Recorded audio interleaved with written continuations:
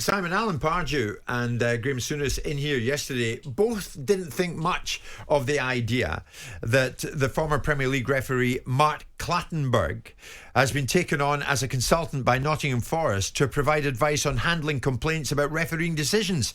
And he also plans to liaise about any incidents with the chief of the referees, Mr. Howard Webb. Of course, it's known that Clattenburg got to know the Forest owner, Evangelos Marinakis, during his spells at the head of refereeing in Greece. Apparently, he's going to watch matches from the stands, advise the club on whether decisions were correct, whether it was a subjective decision or not, and how to handle their grievances. The Premier League is understood to have no issues with the appointment. Clattenburg was none too chuffed, though, with Gary Neville's take on the fact that he's going to be working with Forest. You've been employed to go and tell a football club how referees are making mistakes or what mistakes they're making. I mean, it's plainly obvious. I mean, a fan in the crowd could go and tell you exactly what a referee's thinking. I'm disappointed with Nottingham Forest. It's as if they look at all this, woe me. I get it. Some teams feel as though they've been hard done to. Some teams feel as though they've had bad decisions against them. That happens sometimes during the season. I would have hated it. But to employ an ex-referee to tell you why you're having decisions against you, for me, I think is a step too far. Well, that was Gary speaking on Sky Sports podcast. He said it was a step too far, as you said at the end there. For his part, Clattenburg, quite cutely, has come back, Simon, and has said, I'm disappointed that Gary Neville has come out with what he said. His employer, Sky Sports, employs ex-referees to help fans and viewers understand the laws of the game. And Nottingham Forest are just doing the same. He's got a point there, hasn't he? Not really, no. Why? Because the participants in the game are professional footballers, professional football managers. They understand the rules, laws, intricacies and peculiarities of the game. They're not the same as behind a paywall broadcaster that's paying to be entertained with a broadcaster that's filling content. It's a completely different analysis.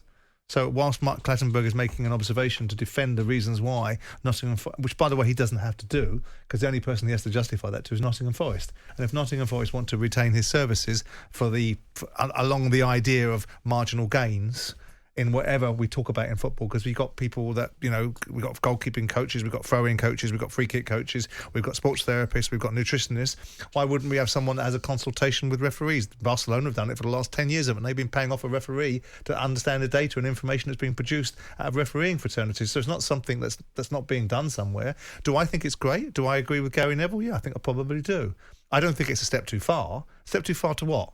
If Nottingham Forest want to waste money on having Mark Clattenburg give them an insight that they should already have themselves and aid them with their inferiority complex about the reasons why they're getting bad decisions and help their players understand how they could avoid getting bad decisions, then that's upon them.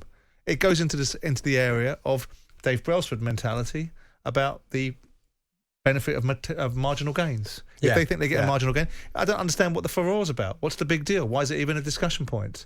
Why is Gary Neville worried about it? Why does it need to be observed on? In fact, the fact that I concur with his view is neither here nor there. I actually don't think it's anyone else's business besides Nottingham Forest. I mean, it can be taken to extremes. He's got no undue influence. Does anyone like Clattenburg? Forest are believed to be the first Premier League club to have appointed a former referee to such a role, so others might follow. So we'll see where that happens. But of course, Mourinho used the Italian ex-referee Gianpaolo Calvarese for 2 seasons at Roma, where the former official sat in the stand with direct radio communication to the bench. And that's fine. But we're talking. That's fine. I think that is taking it too far. Why? But what difference does it make if someone's prepared? First and foremost, cue the eruptions on the bench. But the eruptions on the bench. Mourinho doesn't need any help with creating eruptions, does he? He didn't have people in his ear and people in the stands when he's poking someone in the face when he's Real Madrid coach, does he?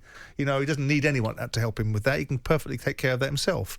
The point is, if there's a perception amongst the intellectual capital behind these football clubs that they feel that a refereeing opinion, I'm all for increasing the value of referees. I'm all for increasing the understanding of what referees do. Mark Clattenburg's analysis to push back against Gary Neville is not a good one because the broadcasters and their content delivery mechanism and the fans are not the same as the professionals that should understand the industry that they're in. Right? So they're 2 different animals. Right? So it's not much of a rebuttal. But Gary Neville's position of it's a step too far. A step too far to what? Who cares?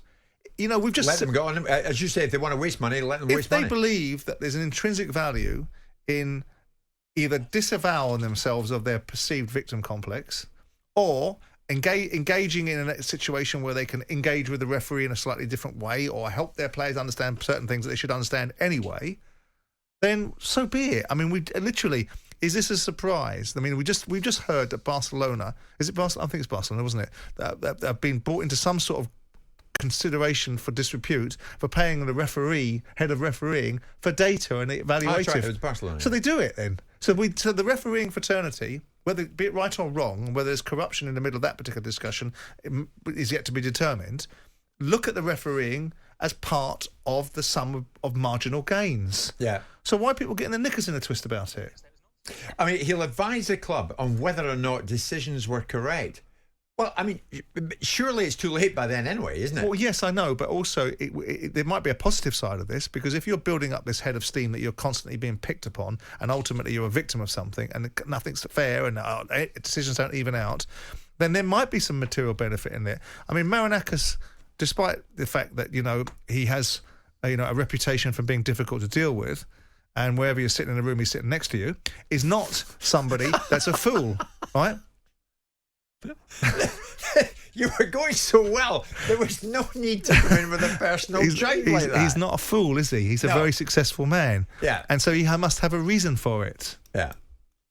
Well done. So there we are. Certainly nobody was safe. I certainly wasn't safe when I was in that room with them after the playoff final. He was bouncing around off walls. We'll see how Clattenburg gets on with Forest, and we'll see if Gary takes to the idea eventually. It's 12:30. Jim White and Simon Jordan. Monday to Friday mornings from 10 on AM, on DAB, via the talkSPORT app and on your smart speaker. talkSPORT.